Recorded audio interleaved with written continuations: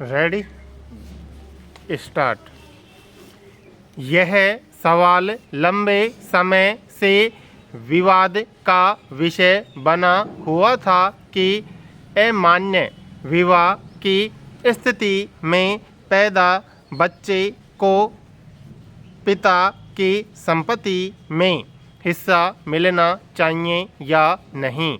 अब सर्वोच्च न्यायालय ने इस मसले पर जिस तरह एक स्पष्ट फैसला सुनाया है वह न केवल अधिकारियों के लिहाज से महत्वपूर्ण है बल्कि खासकर बच्चे के जीवन और अस्मिता को लेकर एक ऐतिहासिक नज़रिया भी है।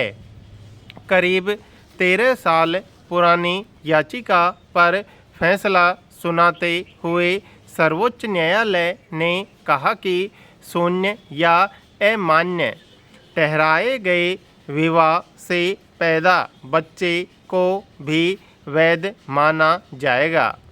साथ ही हिंदू विवाह अधिनियम 16 के मुताबिक जिन मामलों में अमान्य विवाह को रद्द कर दिया गया हो तो उसके फैसले से पहले पैदा हुआ बच्चा भी कानूनी हक रखता है। अदालत ने कहा कि किसी भी अमान्य विवाह से जन्म लेने वाले संतान का उनके माता पिता की अर्जित और पैतृक संपत्ति में अधिकार होगा। ऐसे मामलों में बेटियां भी संपत्ति में बराबर की हकदार होंगी। हालांकि यह फैसला हिंदू मिताक्षरा कानून के तहत हिंदू परिवारों की संपत्ति पर ही लागू होगा। पैरा।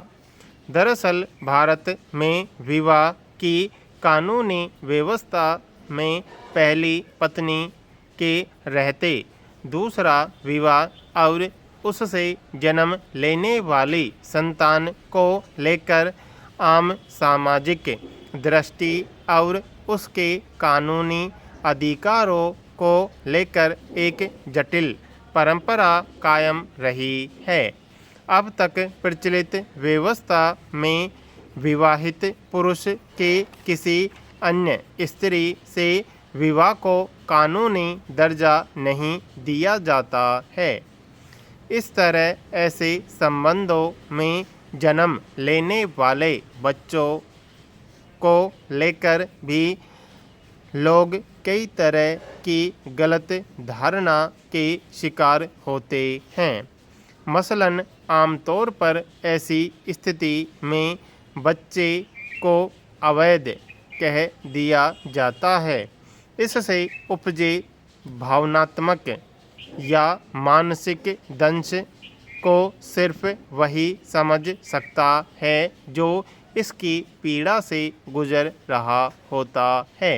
यह अपने आप में एक बड़ी विडंबना है कि जिस बात के लिए बच्चा कहीं से जिम्मेदार नहीं है उसकी वजह से उसके बारे में लोगों की राय बेहद संवेदनहीन और उसके अस्तित्व को खारिज करने वाली देखी जाती है।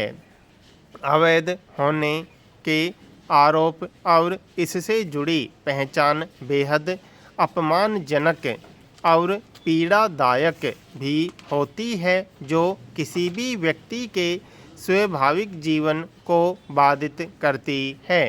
इसलिए सर्वोच्च न्यायालय के ताज़ा फैसले की अहमियत इस बात में भी है कि यह आम समाज में प्रचलित धारणा को तोड़ने में सहायक होगी। पैरा।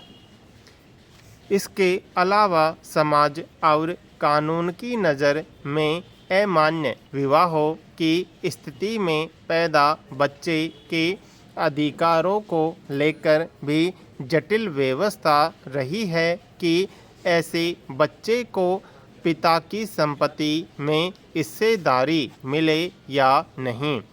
अब तक इस मसले पर ऐसे सवाल उठते रहे हैं कि विशेष स्थितियों को छोड़कर जब किसी पुरुष के दूसरे विवाह को मान्यता नहीं है तब उससे जन्म लेने वाले संतान को परिवार की संपत्ति में हिस्सेदारी कैसे सही है। लेकिन इस पहलू पर अब अदालत ने स्थिति स्पष्ट कर दी है कि जब अमान्य विवाह से पैदा बच्चा अवैध नहीं है तो उसे अपने पिता की संपत्ति में भी हिस्सा मिलना चाहिए।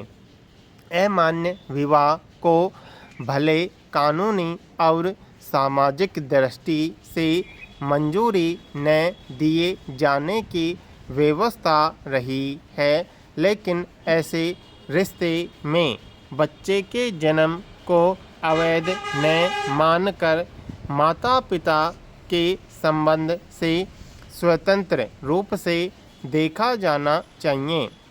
यह मानवीय मूल्यों के लिहाज से तो जरूरी था ही।